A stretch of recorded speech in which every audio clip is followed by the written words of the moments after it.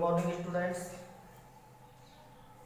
विषय वनस्पति विज्ञान बीएससी फर्स्ट ईयर में पिछली वीडियो में अपन ने अध्ययन किया था बेटा शैवालों के बारे में। किसके बारे में? शैवालों के बारे में। शैवालों में देखा था बेटा अपन ने उनका आवास, शैवाल किस किस प्रकार के आवास में क्या करते हैं, अपना जीवन यापन करते हैं। इसके अलावा अपन ने देखा था बेटा शैवालों का शारीरिक संगठन, कि शैवालों का जो शारीरिक संगठन होता है वो किस प्रकार का होता है। सबसे छोटे जो शैवाल थे उनका साइज क्या था, उनका आकार क्या था। इसके अलावा जो सबसे बड़ा शैवाल होता है उसका आकार कैसा होता है। तो अपन बात कर रहे थे किसके बारे में बेटा? उनके शारीरिक संगठन के बारे में। इसके अलावा अपन ने देखा था एक कोशिकीय शैवाल, इसके अलावा बहुकोशिकीय शैवाल। ये जो शैवाल होते हैं उनमें समूहन किस प्रकार का होता है, कॉलोनी एवं सैमंडल के बारे में अपन ने क्या किया था, अध्ययन किया था। तो बेटा कॉलोनी में मैंने आप लोगों को बताया था कि जब सभी एक कोशिकीय शैवाल एक समूह में क्या हो जाते हैं, एकत्रित हो जाते हैं और उनकी जो कोशिकाओं की संख्या होती है वो कैसी हो जाती है, अनिश्चित हो जाती है, तो उन्हें अपन क्या कहते हैं, कॉलोनी।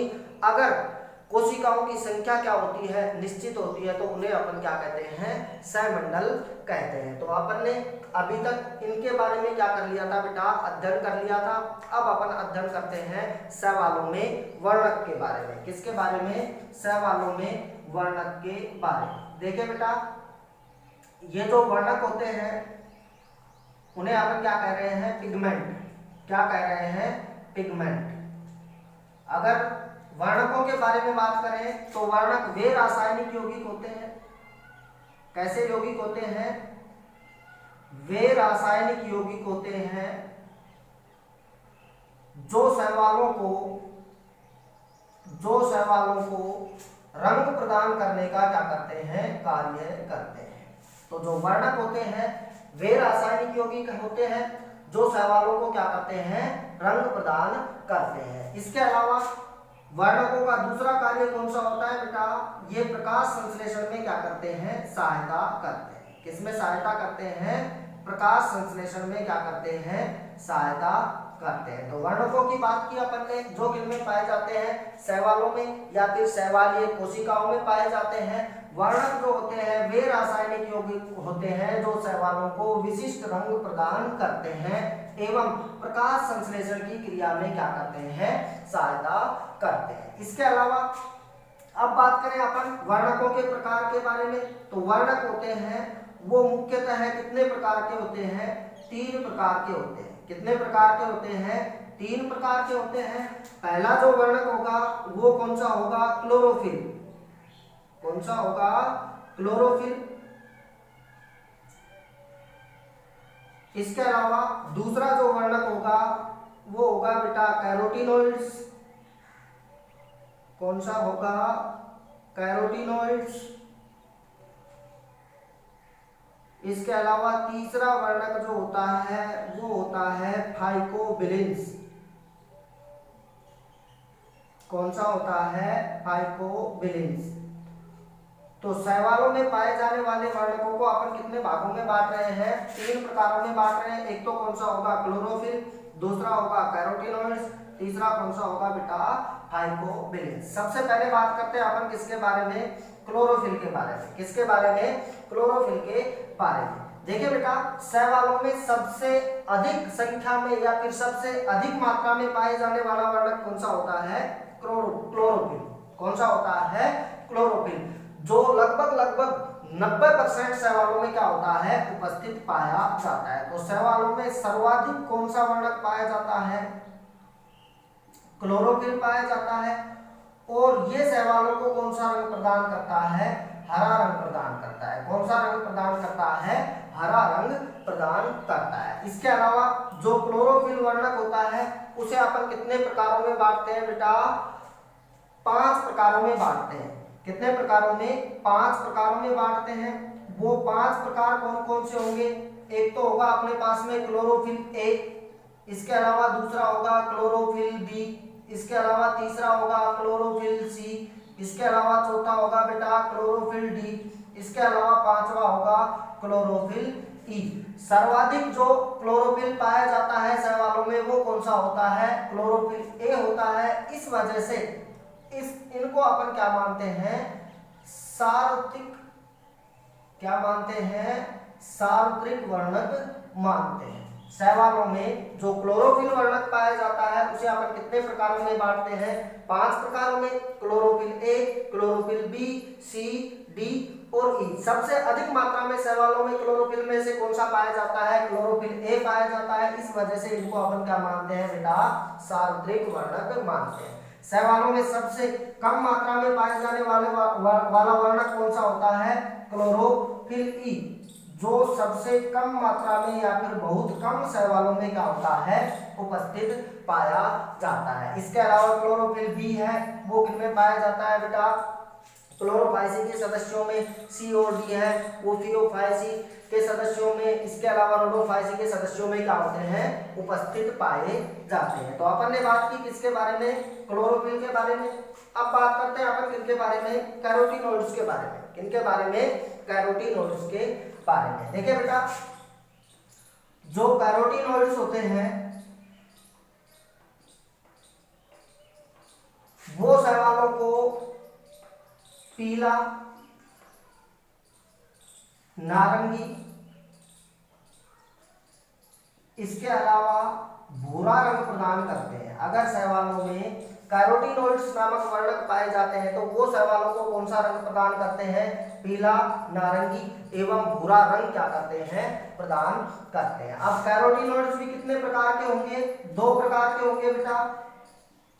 एक तो होगा अपने पास में कैरोटीन। कौन सा होगा? कैरोटीन। इसके अलावा दूसरा होगा अपने पास में ज़ैंथोफिल। कौन सा होगा? ज़ैंथोफिल।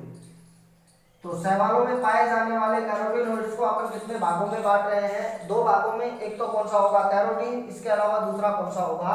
ज़ैंथोफिल। अगर कैरोटीन की बात करें तो ये शैवालों को कौन सा रंग प्रदान करते हैं? पीला एवं नारंगी। कौन सा रंग प्रदान करते हैं? पीला एवं नारंगी रंग प्रदान करते हैं। जबकि जो ज़ैंथोफिल होता है वो शैवालों को कौन सा रंग प्रदान करता है? पीला एवं भूरा रंग क्या करता है? प्रदान करता है। अगर शैवालों में अधिक मात्रा में ज़ैंथोफिल वर्णक पाए जाते हैं तो उनका रंग कैसा होगा? पीला एवं भूरा होगा। इसके अलावा अधिक मात्रा में कैरोटीन वर्णक पाए जाते हैं तो उनका रंग कैसा होगा बेटा? पीला एवं नारंगी। ये उस बात पर निर्भर करता है कि कौन सा शैवाल दूसरे शैवालों की तुलना में सर्वाधिक मात्रा में इसमें पाया जा रहा है, शैवालों में पाया जा रहा है। जैसे अगर अपन बात करें, अगर शैवालों में पाया जाता है बेटा क्लोरोफिल ए, तो क्लोरोफिल कौन सा रंग प्रदान करता है? हरा रंग प्रदान करता है। इसके अलावा दूसरा जो वर्णक पाया जाता है वो कौन सा पाया जाता है? Beta carotene. मान लेते हैं कौन सा पाया जाता है? Beta carotene.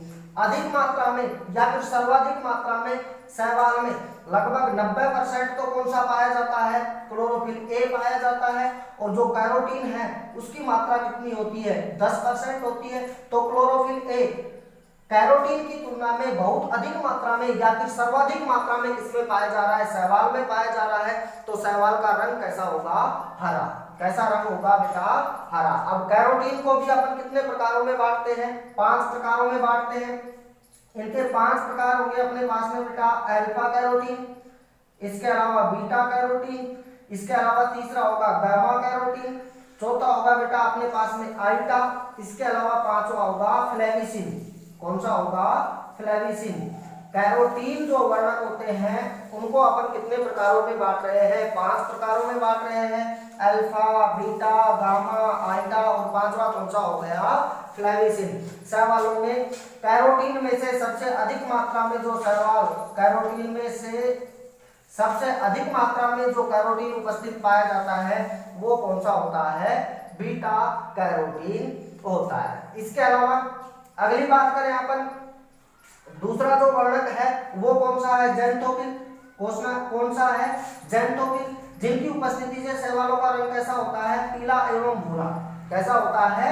पीला एवं भूरा होता है।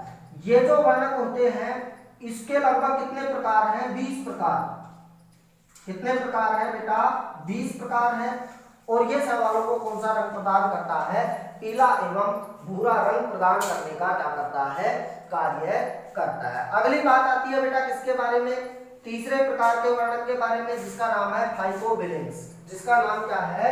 फाइकोबिलिन्स। अब बात करते हैं अपन किसके बारे में, फाइकोबिलिन्स के बारे में। देखिए बेटा, फाइकोबिलिन्स की अगर अपन बात करें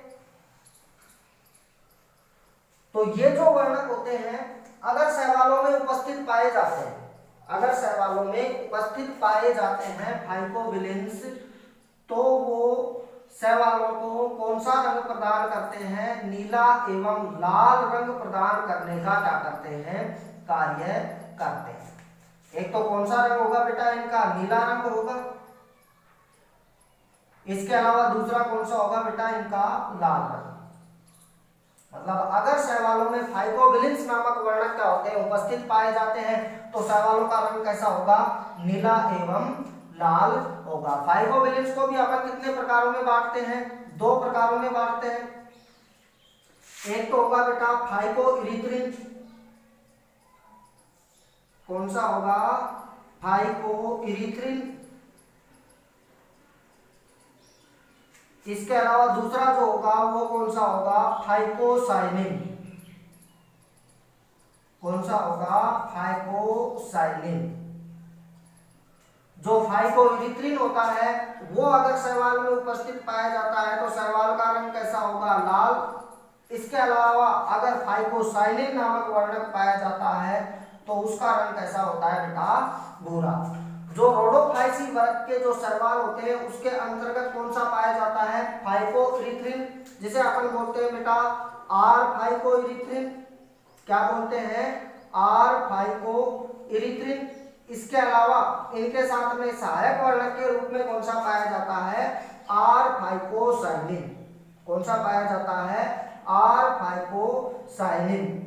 तो इनका रंग कैसा होगा, लाल, क्योंकि इनमें जो आर फाइकोइरिथ्रिन नामक जो वर्णक होता है उसकी मात्रा क्या होती है, सर्वाधिक होती है। इस वजह से उनका रंग कैसा होगा, लाल। तो रोडोफाइसी के जो सदस्य होते हैं वो कैसे शैवाल होते हैं बेटा, लाल शैवाल होते हैं, जिनमें आर फाइकोइरिथ्रिन और आर फाइकोसाइनिन नामक वर्णक क्या होते हैं, उपस्थित पाए जाते हैं। इसके अलावा वर्ग है शैवालों का बेटा थियोफाइसी।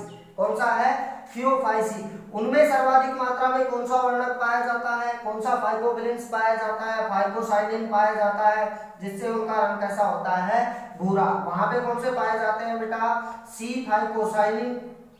कौन सा पाया जाता है, सी फाइकोसाइनिन।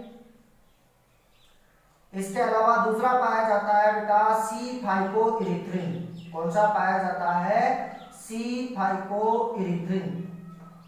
ये जो सी फाइकोसाइनिन है इसकी मात्रा सी फाइकोइरिथ्रिन की तुलना में क्या होती है बेटा, अधिक होती है। क्या होती है, अधिक होती है। तो शैवालों का रंग कैसा होता है, भूरा होता है। कौन सा होता है, भूरा होता है। तो लाल शैवालों में कौन सा, फाइकोइरिथ्रिन पाया जाता है, जबकि भूरे शैवालों में कौन सा पाया जाता है, फाइकोसाइनिन पाया जाता है। तो ये तो अपन ने बात की किसके बारे में, वर्णक के बारे में, कि शैवालों में तीन प्रकार के वर्णक पाए जाते हैं। एक तो कौन सा हो गया बेटा, क्लोरोफिल हो गया। इसके अलावा दूसरा कौन सा हो गया, कैरोटीनॉइड्स हो गया। इसके अलावा तीसरा हो गया अपने पास में कौन सा, फाइकोबिलिन्स। इन तीनों के बारे में अपन ने क्या किया है, अध्ययन किया है। अगला टॉपिक आता है अपना शैवालों में जनन। कौन सा बेटा, शैवालों में जनन। देखते हैं अपन शैवालों में जनन। सबसे पहले बात करें अपन किसके बारे में, जनन के बारे में। तो ये बेटा आप लोगों ने पढ़ा है 12th क्लास में कि जब जनक पादप से संतति पादप का क्या होता है, निर्माण होता है, तो निर्मित होने की जो प्रक्रिया होती है वो क्या कहलाती है, जनन कहलाती है। क्या कहलाती है, जनन कहलाती है। तो शैवालों में जो जनन होता है वो किस प्रकार से संपन्न होता है, वो किस प्रकार से संपन्न होता है। देखिए शैवालों में जनन की बात करें तो शैवालों में मुख्यतः तीन प्रकार के जनन पाए जाते हैं। कितने प्रकार के जनन पाए जाते हैं, तीन प्रकार के। एक तो जनन होगा बेटा कायिक जनन। कौन सा होगा, कायिक जनन। इसके अलावा दूसरा जो जनन होगा वो कौन सा होगा, अलैंगिक जनन। कौन सा होगा, अलैंगिक जनन। तीसरा इनका जो प्रकार होगा वो कौन सा होगा, लैंगिक जनन। कौन सा होगा, लैंगिक जनन। कायिक जनन को अपन बोलते हैं वेजिटेटिव रिप्रोडक्शन। इसके अलावा अलैंगिक जनन को बोलते हैं अपन एसेक्सुअल रिप्रोडक्शन, जबकि लैंगिक जनन को अपन बोलते हैं सेक्सुअल रिप्रोडक्शन। क्या बोलते हैं? Sexual reproduction. सबसे पहले बात करते हैं अपन किसके बारे में? कायिक जनन के बारे में। जो कायिक जनन होता है बेटा, इसके दौरान क्या होता है? शैवालीय जो कोशिकाएं पाई जाती है, क्या पाई जाती है बेटा? शैवालीय जो कोशिकाएं पाई जाती है उनके जीव द्रव्य में किसी भी प्रकार का कायाकल्प परिवर्तन नहीं होता है। शैवालीय कोशिकाओं में जो जीव द्रव्य पाया जाता है उस जीव द्रव्य में किसी भी प्रकार का कोई परिवर्तन नहीं होता है।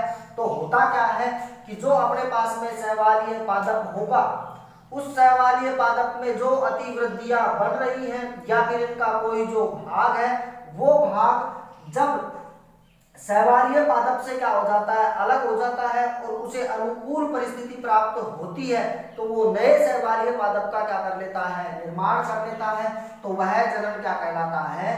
कायिक जनन कहलाता है। क्या कहलाता है? कायिक जनन कहलाता है, जिसके काफी सारे प्रकार है बेटा। जैसे अपने पास में एक तो कौन सा हो गया? विखंडन, खंडन, जिसे अपन क्या बोलते हैं बेटा? फ्रेगमेंटेशन। क्या बोलते हैं?